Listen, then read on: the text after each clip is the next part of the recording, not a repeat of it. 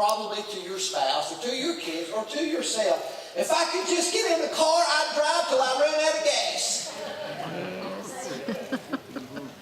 I'd hit I-75 and I'd just drive till I saw water. And I couldn't drive no more. I've said that. A couple times I've done that. Had to come back home, though, sometime. Many of us have thought that, Lord, if I could, I'd just leave this place and I'd never come back. Jonah thought here, he said, I'll just go. Lord, I can't do this. You've asked me to go do something that's impossible. But I'm going to tell you something. Again, God will prepare you for the battle ahead. He will enable you for the battle ahead. He'll give you the tools and the weapons to use in the battle that's to come. Don't doubt Him. Because I'm telling you, He's faithful. Yes. 5 years ago, almost 6 years ago, when we was cleaning a little room over in the Cumberland Regional Mall, I never imagined, never could see, never could even have it in my biggest dreams that God would provide what He has out here. I was at school Friday. One of my co-teachers came by and she said, I'm going to tell you something. She said, we drove out by your church. They were, I don't know if they've been to church early service where they go. She said, we rounded that curve and she said, I have never seen anything like that in my life. She said, my husband says, what in the world is that? She said, that's people going to church. I thought, man, I feel like running around the lobby. And I could just imagine if I'd done, my boss back here would run out and said, something wrong with him.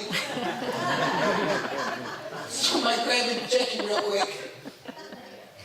There is something wrong with him.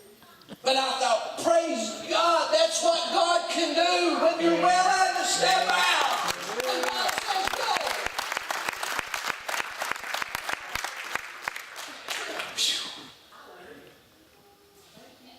You look at this map up here.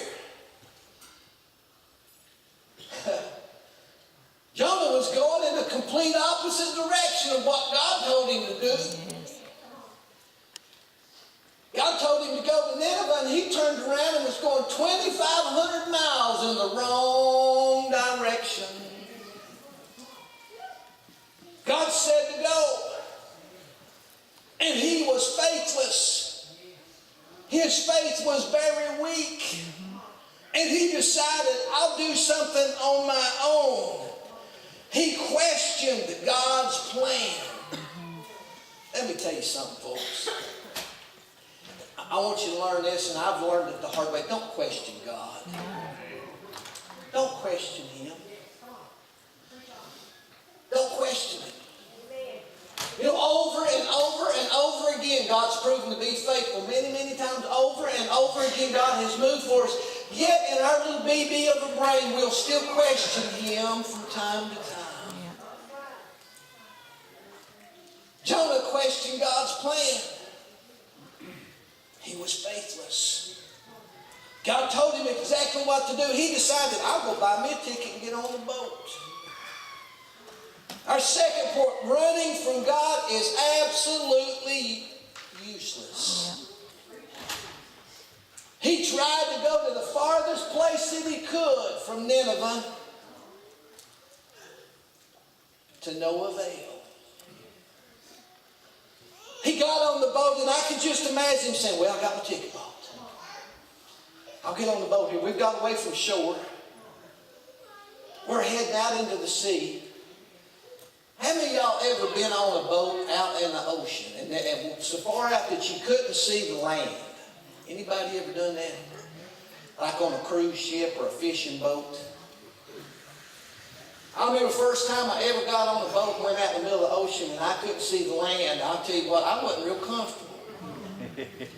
I thought to myself, I hope that pilot in there, the captain, don't die.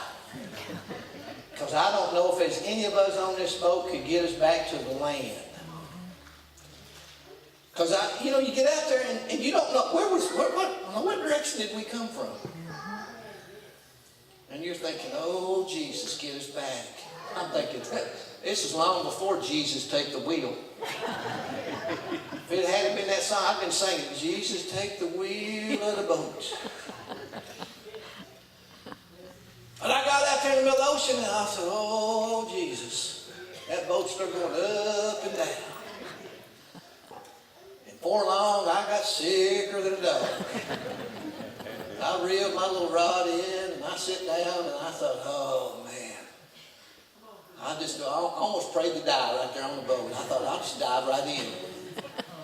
Oh, it was the worst sickness in the world. Me and my wife, we got to take a cruise. We went on a crab family cruise. Gospel music. It's great. Except when we got out there in the middle of that ocean and I was watching TV in my cabin, and they give you the, you're this far from land and you're cruising at this many knots, and this is how deep the water is. 5,400, and you're like, oh my Lord. I told Phyllis one night, I said, guess how deep the water is underneath us? She said, what? I said, 5,348 feet. I said, man, I'm a good swimmer.